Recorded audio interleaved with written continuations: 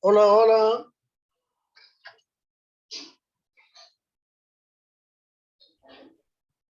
Buenas tardes. Buenas tardes, ¿cómo están ustedes? Todo bien, todo bien. Qué bueno.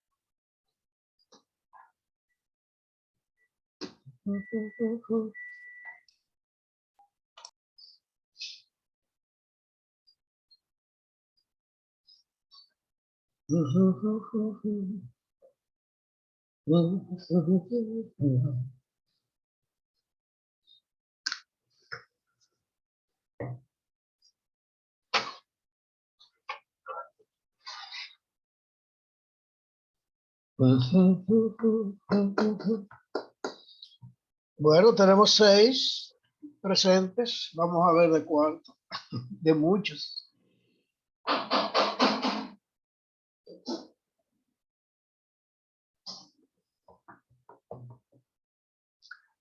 De 30.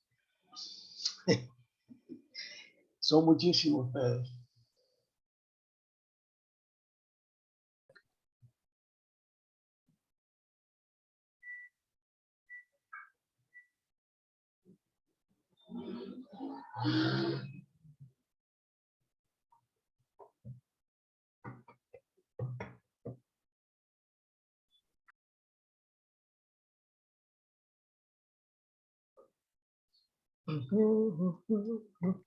Buenas tardes, maestro. Hola, buenas tardes. Buenas tardes, ¿cómo está usted? ¿Todo bien? Todo bien, maestro. Qué bueno, me alegro, de verdad. Hoy vamos a explicar un poco la teoría del calor específico y vamos a ver, como les indiqué, le puse en la plataforma algunos videos de cómo determinar el calor específico o también cómo hacer un calorímetro. Vamos a ver una propiedad muy importante, pero hay que conocer primero la teoría de qué consiste el calor específico, cómo varía, cuáles son sus unidades y en qué unidades se puede expresar. ¿Okay? El calor específico.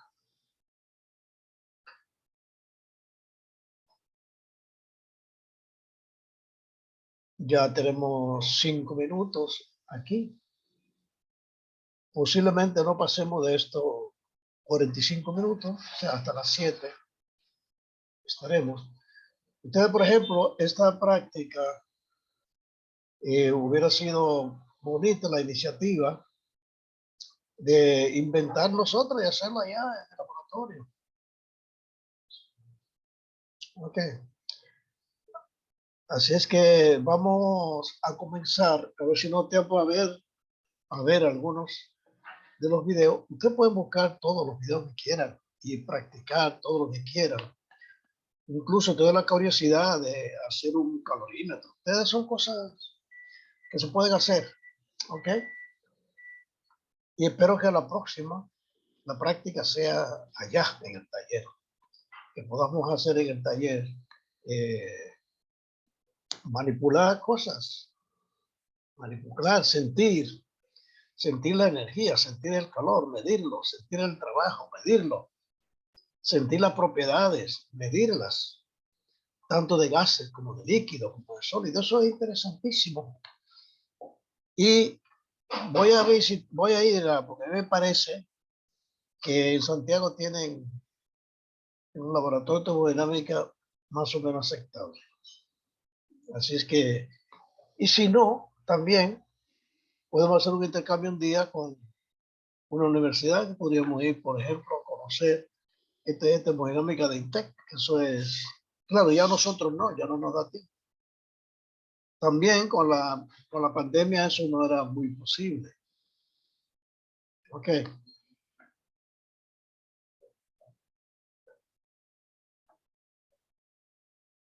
Vamos a comenzar entonces, porque son las 6:25.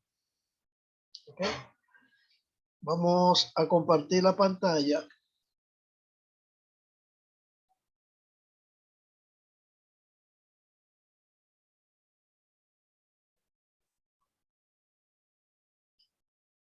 Y vamos al libro. Vamos a ver qué es lo que es calor específico. Eso lo vamos a ver en la teoría un poco más adelante. Los que están conmigo en la teoría, vamos a ver también el trabajo de la frontera, vamos a ver todo eso, las propiedades de entalpía, energía interna y calor específico, tanto de sólido como de líquido como de gas. Pero vamos nosotros a ver aquí el calor específico. ¿Ok? Vamos a entender los conceptos, vamos a ver la relación que hay con se determina.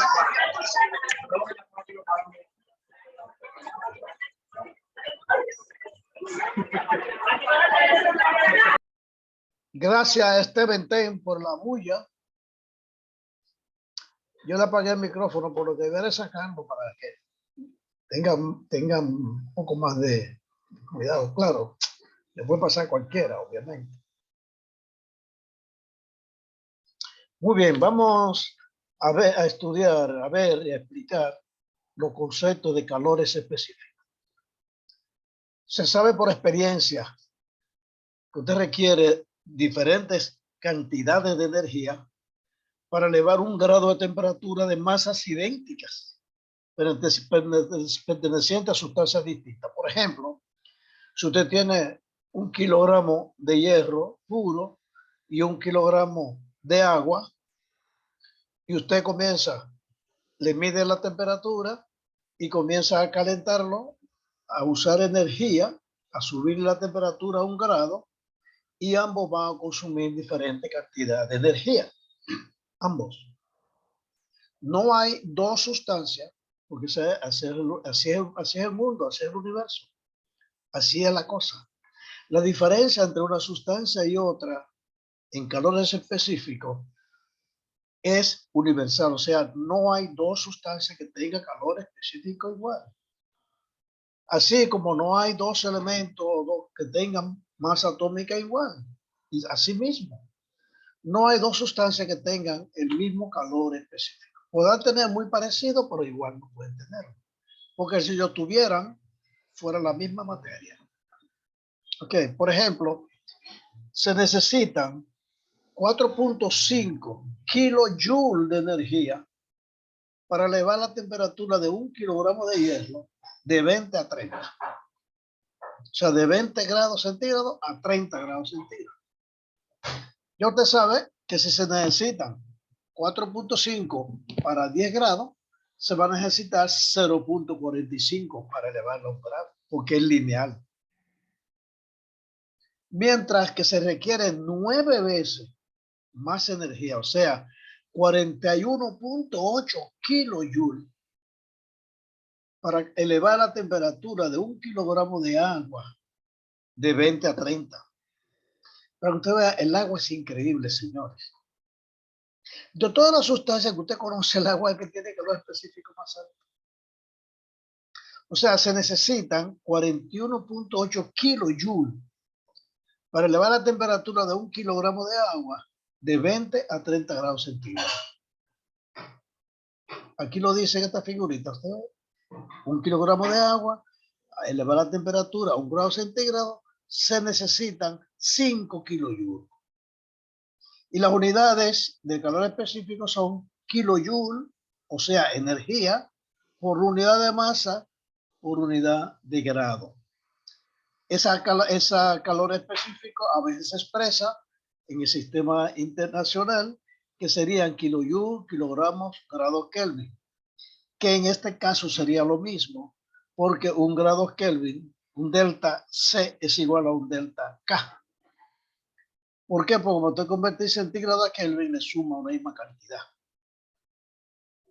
También se puede expresar en BTU por libra masa por grado Fahrenheit o BTU por libra masa por grados Rankine. O sea que el calor específico es la energía requerida para elevar la temperatura en 1 grado de una unidad de masa de sustancia de una manera especificada. O sea, de 1 gramo de agua. En caso del agua, de 1 gramo de agua. La capacidad calorífica del agua es un joule por cada para elevar la temperatura de 1 gramo de agua en 1 grado centígrado. Esa propiedad se llama calor específico. O sea que el calor específico se define como la energía requerida para elevar en 1 grado la temperatura de una unidad de masa de una sustancia. Usted tiene que definir la unidad de masa y ahí va a tener entonces definido el calor específico. Hasta que no defina la unidad de masa no sabe, porque eso es una propiedad intensiva. Intensiva quiere decir que esa capacidad es la misma para cualquier unidad de masa de esa sustancia. ¿Entiende? Ahora, si fuera para una masa total, fuera calor total, no calor específico. O sea que si usted, por ejemplo, requiere de 1000 kilojoules para aumentar 40 kilogramos de una masa, un ejemplo, pues eso no es calor específico. Tiene que dividir los 1000 entre 40 para tener el calor específico. En general, esa energía depende de cómo se ejecuta el proceso. En termodinámica, el interés se centra en 2 clases de calor específico. Póngale bien atención a esto, que para eso dimos nosotros las leyes de los gases, sobre todo la ley general de los gases y la ley de los gases ideales. El calor específico a volumen constante y el calor específico a presión constante. Le digo esto porque todas las sustancias se expanden cuando se calientan. Todas las sustancias se expanden cuando se calientan. Y si la sustancia se expande, algo de calor se utiliza para la expansión. ¿Ok? Algo se utiliza para la expansión que se va a quedar ahí dentro. O sea que siempre el calor específico a volumen constante es diferente al calor específico a presión constante. Cuando es a volumen constante, quiere decir que va a aumentar la presión cuando usted aumenta la temperatura. Y cuando es a presión constante, quiere decir que va a aumentar el volumen cuando usted aumenta la temperatura. Eso quiere decir que el calor específico a presión constante no es igual que el calor específico a volumen constante por el hecho de que cambia el volumen. Por lo tanto, si es a presión constante, cambia el volumen. Pero si es a volumen constante, cambia la presión. Entonces, desde ese punto de vista físico, el calor específico a volumen constante se puede considerar como la energía requerida para elevar un grado de temperatura a una unidad de masa de una sustancia cuando el volumen se mantiene constante. ¿Ok? Y igual para capacidad calorífica a presión constante. Es la energía requerida para hacer lo mismo cuando se mantiene la presión. Cuando se mantiene la presión, se llama calor específico a presión constante. Lo vemos aquí en esta figura. Aquí, miren una cosa. Aquí tenemos el calor específico a presión constante y el calor específico a volumen constante. Cuando se mantiene el volumen constante, la presión aumenta. Pero si se mantiene la presión constante, quien aumenta es el volumen. Entonces, si el volumen aumenta, obviamente que la misma masa a un volumen mayor va a guardar más energía. O sea, va a tener mayor capacidad calorífica. Por eso la capacidad calorífica a presión constante siempre va a ser mayor que la presión calorífica a volumen constante. Porque el volumen es la energía, la cantidad de energía, tiene una relación directa con la distancia que hay entre las moléculas. Fíjese que también usted lo puede asociar la capacidad calorífica a la energía interna. Mientras mayor es el volumen, más energía interna va a tener, porque las partículas se mueven más lejos, a más velocidad, sobre todo los gases. Por eso, esos dos calores específicos son, o sea, en términos, se expresan en términos de otras propiedades termodinámicas. ¿Por qué? Bueno, porque son propiedades de la sustancia. Recuerden que hemos visto unas propiedades anteriores que las propiedades de la sustancia pura. Ahora estamos agregando dos nuevas propiedades, que es el calor específico a volumen constante y el calor específico a presión constante. Primero, considere una masa fija en un sistema cerrado, estacionario, que experimenta un proceso a volumen constante. O sea, no hay trabajo de expansión o compresión porque el volumen no cambia. Entonces, en principio, la conservación de energía, o sea, energía de entrada menos la energía de salida, va a ser igual al cambio de energía del sistema. O sea que esa es una de las ecuaciones más simples, que se puede expresar como el diferencial de entrada, se puede expresar en términos diferencial o de derivada, el diferencial de entrada de energía menos el diferencial de salida le va a dar la diferencia o el diferencial de energía interna. Usted ve que estas son parciales y esta es ordinaria, porque esta solo se refiere a la entrada y esta solo se refiere a la salida, esta se refiere a la masa entera. Ok, aquí en el lado izquierdo de esta ecuación se representa la cantidad de energía transferida al sistema.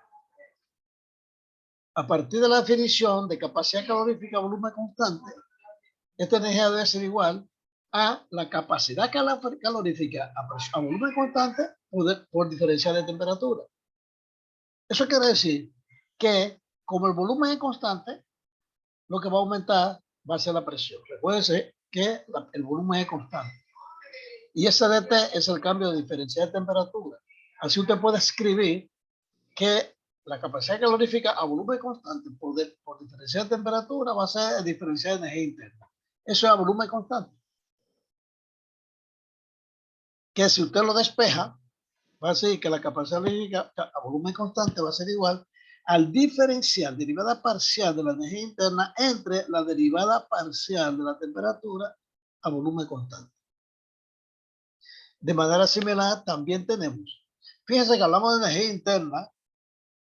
De esta manera, de manera similar, una expresión para calor específico a presión constante, Cp, se obtiene al considerar que es un proceso de expansión, porque va a cambiar el volumen. La presión se va a mantener constante.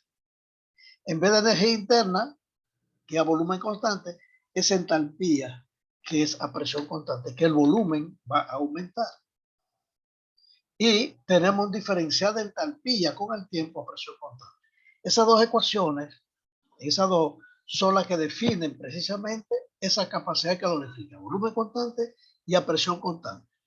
y se ve aquí en esta figura. Vamos a explicarlo acá. O sea, este es el cambio de energía interna con la temperatura a volumen constante. Cambia la energía interna al cambiar la temperatura a volumen constante. No se hace trabajo. En cambio, la capacidad calorífica a presión constante es el cambio de entalpía con la temperatura. A presión constante sí se hace trabajo. O sea, se pueden hacer algunas observaciones. Una es que son relaciones de propiedades y como tales son independientes del proceso.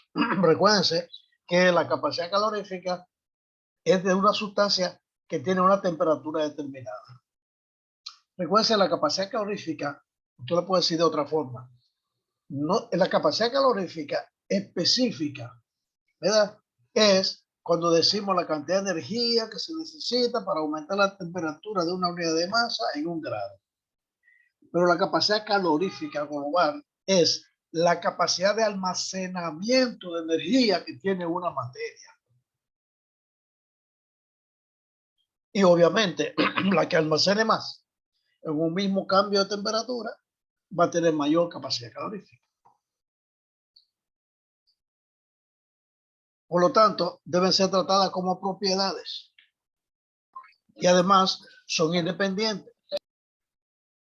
O sea, la capacidad calorífica a presión y volumen constante son independientes del proceso. Por lo tanto, son válidas para cualquier sustancia que experimenta cualquier proceso. Cualquier proceso. La única relevancia que tiene la capacidad calorífica a volumen constante con relación a un proceso a volumen constante es que esa capacidad a volumen constante corresponde a una energía transferida hacia un sistema durante un proceso. Como volumen constante, recuerde que no hay trabajo. A volumen constante, por unidad de masa, por cada grado que aumenta la temperatura. Así es como se determinan los valores de la capacidad calorífica a volumen constante, que se determina cuánto calor guarda por cada unidad de masa, por cada unidad de cambio de temperatura. Igual como por eso se originó el nombre de capacidad calorífica a volumen constante. Del mismo modo, la energía transferida al sistema por unidad de masa y que causa un aumento unitario de temperatura de un proceso a presión constante va a ser igual a Cp, que capacidad calorífica a presión constante. No aumenta el volumen, perdón, aumenta el volumen, con lo cual se determinan los valores de la capacidad calorífica a presión constante. Y se aplica también el origen del nombre, a presión constante. ¿Ok? Otra observación que se puede hacer de esas dos ecuaciones, o sea, de estas dos ecuaciones, es que la capacidad calorífica a volumen constante está relacionada con los cambios de energía interna, mientras que la capacidad calorífica a presión constante está relacionada con los cambios en la entalpía. Hay una diferencia sustancial entre la entalpía y la energía interna, porque la entalpía es la cantidad de calor que guarda. ¿Ve? Por eso la energía interna es la energía que tienen las partículas. Las dos tienen, mira, al mismo tiempo, no es que son dos unidades, son dos propiedades que se llaman energía interna y entalpía, pero las dos están juntas en forma simultánea, pero se diferencia, es lo mismo que la transferencia de calor por convección y por radiación. Existen simultáneamente, pero hay una que es por convección y otra que es por conducción, al mismo tiempo. Bueno, igual las sustancias tienen una energía interna, que son la energía de las moléculas, y la entalpía es la cantidad de energía de la misma sustancia, pero al expandirse, o sea, al aumentar, al hacer un trabajo. De hecho, sería más adecuado definir entonces la capacidad calorífica a volumen constante como el cambio de energía interna de una sustancia por cambio unitario de temperatura a volumen constante. Asimismo, se puede la capacidad calorífica a presión constante como el cambio de la energía de la entalpía de una sustancia por cambio unitario de la temperatura a presión constante. Aquí tenemos, por ejemplo, el aire, una masa de 1 kilo de aire, al pasar la temperatura de 300 a 301 K, o sea, 1 grado centígrado igual, consumió 0.78 kilojoule.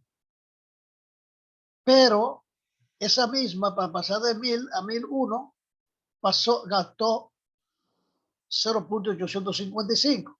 O sea, que eso quiere decir que el calor específico es una función de la temperatura. ¿Usted ve? Por eso es que hay que diferenciar una de otra.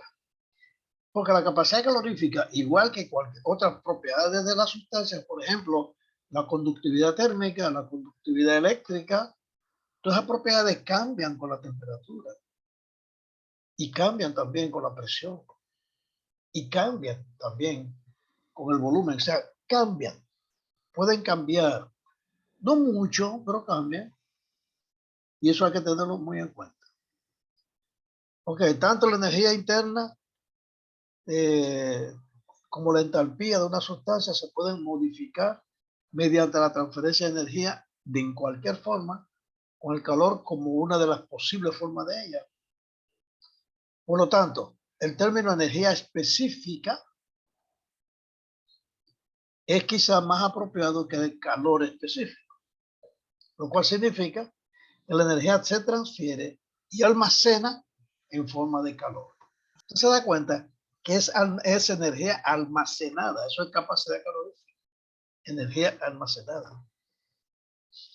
Una unidad común para los calores específicos son kilojoule por kilogramo grado centígrado o kilojoule por kilogramo grado Kelvin. Esta es la misma, va a tener el mismo valor, o sea, la misma magnitud. Observe que ambas unidades son idénticas, cada que delta T en centígrado es igual a delta T en Kelvin. ¿Por qué? Porque centígrado más 273 le da delta T, le da Kelvin, por lo tanto el delta es el mismo, es la misma escala de 0 a 100. Y un cambio de 1 grado centígrado en la temperatura es equivalente a un cambio de 1 grado Kelvin. A veces los calores específicos se dan en base molar, en vez de masa, moles, y en este caso se denota mediante una rayita arriba para indicar que son molares. Pero lo mismo pues está refiriendo a un mol. Claro, el calor que almacena un mol no es lo mismo que el que almacena un kilo.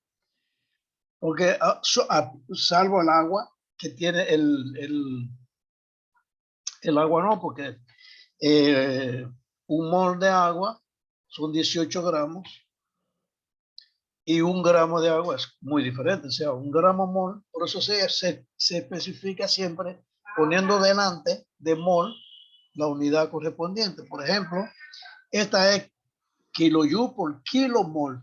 Ese kilomol son 18, en el caso del agua son 18 kilos. O cualquier otra sustancia, usted busca su peso molecular y le pone kilomol. El kilomol es igual al peso molar en kilo. El peso molar. Ustedes conocen el peso molar de una sustancia, ¿verdad que sí? ¿Lo conocen? Hola. Bueno, se quedan todos en silencio. Lo que pasa es que Sí, sí. Se escucha si mal. no, yo le pregunto si saben, es para explicárselo. Ok. Para que ustedes sepan lo que es un mol. Un mol es una medida de unidad de masa. De unidad de masa. Pero referida a una misma cantidad de partículas. ¿Quién de ustedes recuerda el número de Avogadro? Número de Avogadro. ¿Quién recuerda ese número? Para referirse a la cantidad de átomos o moléculas. ¿Quién recuerda el número de Avogadro?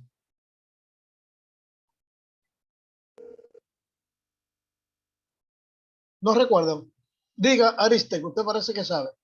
Sí, sí, yo acuerdo que eso es igual a 1.66 por 10 al exponente 8, así si no me equivoco. No, vamos a explicárselo, porque ustedes tienen que, a esta altura, desde que le digan un mol, usted tiene que saber. ¿Ok? Usted tiene que saber. Así que vamos a explicárselo. Vamos a compartir la pantalla. de nuevo, porque ya la dejé de compartir para verlos a ustedes. Y vamos a abrir. Un momentito, déjame poner esto aquí arriba. Mire, faltan 10 minutos.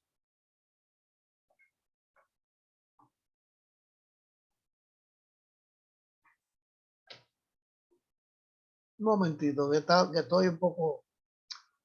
Aquí yo tengo una pizarra. Vamos a explicarle acá lo que es un mol. ¿Ok? Rápidamente, en estos 10 minutos. Vamos a volver, aunque sea para despedirnos, para explicarle algo de la práctica que van a hacer. ¿Ok? Vamos a suponer que tenemos agua. El agua tiene un peso molecular, o sea, tiene una fórmula molecular de H2O. ¿Usted ve? Molécula de agua. Es una molécula de agua. Podemos coger otra molécula. Vamos a coger un gas que se utiliza mucho en refrigeración, amoníaco. ¿Verdad? Amoníaco NH3. Se usa mucho en refrigeración. Bueno, aquí tenemos el agua.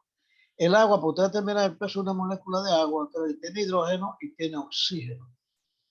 Tiene de una molécula, el oxígeno tiene 2 átomos de oxígeno y tiene un de hidrógeno y uno de oxígeno. Si usted va a la tabla periódica, el hidrógeno tiene un peso atómico de 1, pero se llama unidad de masa atómica. Y el oxígeno tiene 16 UMA, o sea, unidades de masa atómica. Por lo tanto, al multiplicar, este da 2 UMA y al multiplicar, este da 16. Por lo tanto, la suma del oxígeno más del peso del oxígeno y el peso del hidrógeno en el agua da 18. Pero da 18 UMA. UMA es una unidad de masa atómica. Se llama unidad de masa atómica. Y se definió, oiga bien, se definió como la 12ª parte del peso de un átomo de carbono. De un átomo de carbono. Y cuando nosotros dividimos, porque determinó Avogadro determinó y definió como un mol, una cantidad de 6.022 por 10 a la 23 átomos, si es un elemento, o sea, si de carbono, son átomos. Pero un mol de agua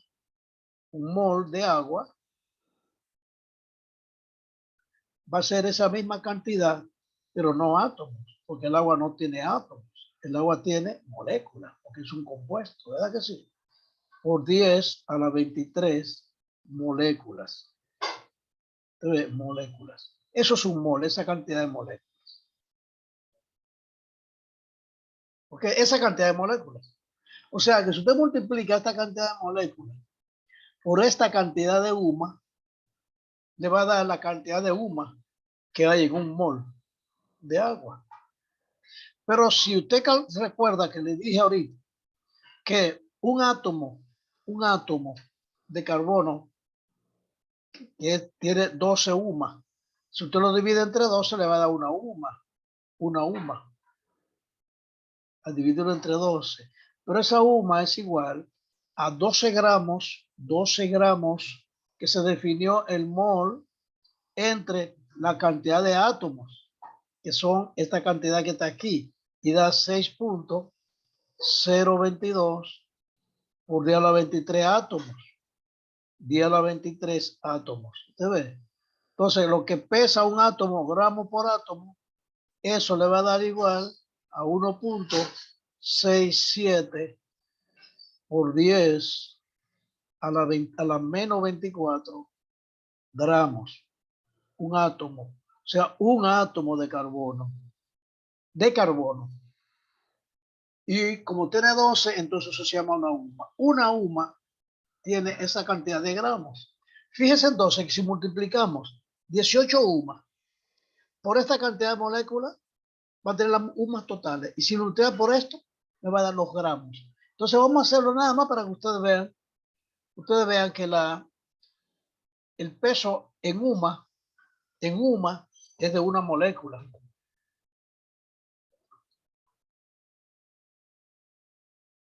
Bueno, esto me quedó 2 veces aquí, ya yo lo tenía. Pero vamos a hacerlo. Ustedes acá tenemos 18 UMA, que pesa una molécula, por 6.022, le da 108 punto tanto por día a la 22. Por esto por día a la 22. Si usted lo divide esto entre 100, va a ser 1.08 por día a la 24. ¿Ok? Entre 100 le va a dar 1.08 por día a la 24. Pero esos son UMA. Si usted multiplica por esto, que son los gramos que tiene una UMA, por 1.67, le va a dar, perdón, le va a dar 1.18. Esto eran 10. El otro era 10, porque era 24, era por, para llevar a 24 era por 10, entre 10, no entre 100. Ahora lo multiplico por 10 y me da de nuevo 18. Usted ve, 18 UMA es una molécula, pero 18 gramos es el peso de esta cantidad de moléculas. Por lo tanto, un mol de agua es igual a 18 gramos. Por lo tanto, si yo hablo de la capacidad calorífica en moles, si hablo de gramos, hablo de 18 gramos. Pero si hablo de kilo, hablo de 18 kilos. Entonces, un kilomol de agua, son 18 kilos. 18 kilogramos. Por eso, esa unidad de capacidad calorífica expresada en términos de moles o de kilo va a variar mucho. Va a variar mucho. ¿Ok?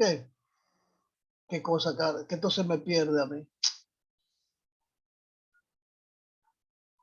Acá, este calor específico, si yo lo pongo en moles o en kilo, va a variar muchísimo. En caso del agua, tiene que dividir entre 18. ¿Usted ve? Por lo tanto, un mol de cualquier sustancia es su peso atómico, su peso molecular expresado en gramos. Si usted va a la tabla periódica, va a encontrar el peso atómico de todos los elementos. ¿Ok? Mire, esto se va a terminar en 2 minutos. ¿Ok? Vamos a volver para explicarles lo que ustedes van a hacer con el laboratorio. Fíjense entonces que el tema que sigue son energía interna, entalpía y calor específico, pero de gases. Ok, eso porque es para termodinámica es muy importante los gases, porque la mayoría de los medios de los fluidos de trabajo son gases. Son muy pocos los que son líquidos. Incluso un refrigerador, incluso un chiller, que lo que usa es agua fría, agua congelada, se necesita una unidad grande para enfriar el agua con un refrigerante, usted ve. O sea que siempre hay que conocer las propiedades de los gases. Son muy importantes. Entonces, vamos a hacer lo siguiente. Como eso se termina en 1 minuto, vamos a salir y volvemos de una vez. Vuelvan ustedes 20, por favor. Ustedes 19, vuelvan enseguida, pero háganlo violentamente, ¿ok? Háganlo rápidamente.